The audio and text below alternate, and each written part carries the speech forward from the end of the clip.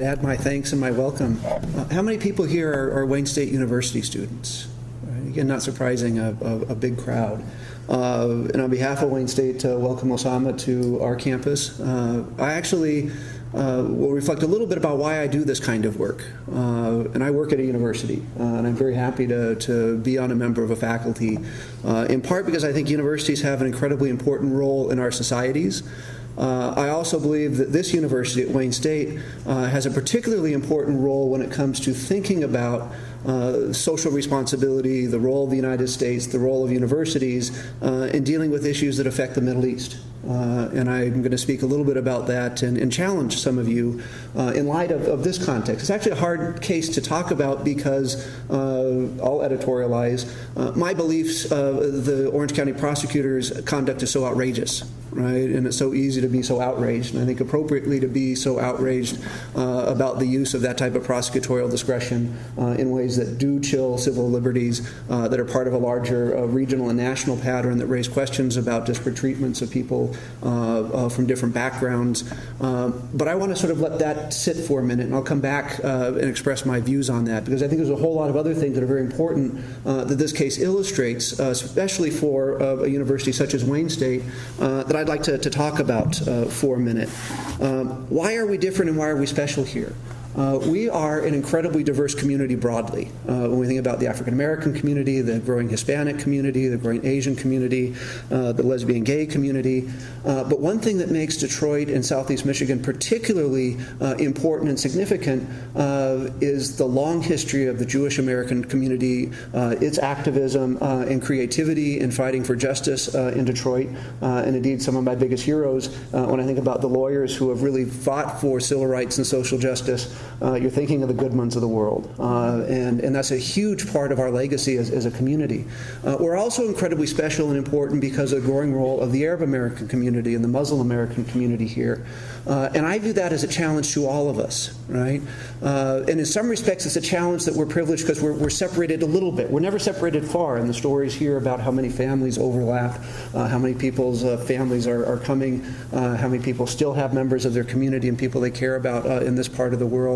But we're also a little bit removed. And sometimes you need that little bit of distance to be able to have perspectives, engage in discussions, work with each other to build coalitions, common understandings that we don't when we're sort of right in the crucible, right? Because we're right in the crucible, boy, it's so hard to think thoughtfully.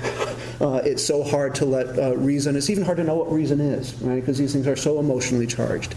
And so I think this is an opportunity for us as a community, and I think it's an ongoing challenge that we can take, is how can we engage in thoughtful discussions? And it's a real privilege to follow my colleague Brad Roth, who I think thinks so thoughtfully about civility and what civility means, especially in a university discourse. And I think about, these are hard things for me to think about, because when I hear these things and I hear these stories, and I'm going to talk a little bit about empathy and compassion and how that's going to be an important part of a collective process to try to think better about these issues, my heart goes out to that, right? I mean, you hear that pain in those stories. But I would also say when I hear of stories from Jewish friends, my heart goes out to them, right? And you start to immediately see there's a hell of a lot of pain and suffering in the world, right? And none of us should create walls that isolate us from that let us ignore that, that create barriers within our own humanity and engaging that, no matter how painful and disruptive that can be. And indeed, I think the broader challenge is how can we let common sufferings be the basis for common understandings as opposed to the basis of walls and divisions, right?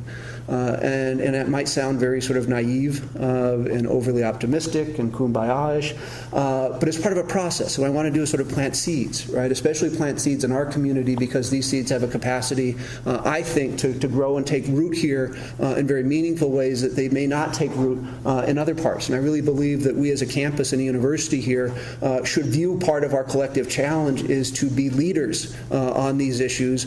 First, how we deal with each other, right, as a university community, and how we can build a healthy, creative, constructive, respectful, civil, engaged, thoughtful community, and how can we take that into the world and perhaps create some models. I'll give a huge shout out and plug to some of the work that's done at the law school on the part of our students. And I always say that our students are our greatest assets.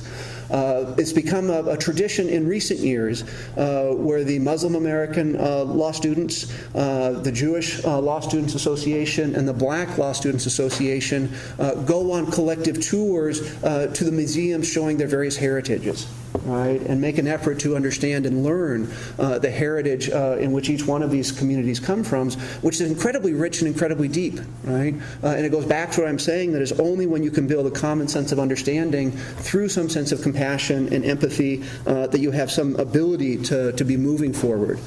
In my own life, a lot of that's been manifested in work that I've done in Cambodia. I haven't suffered in the ways that many of these people have suffered, but my family has.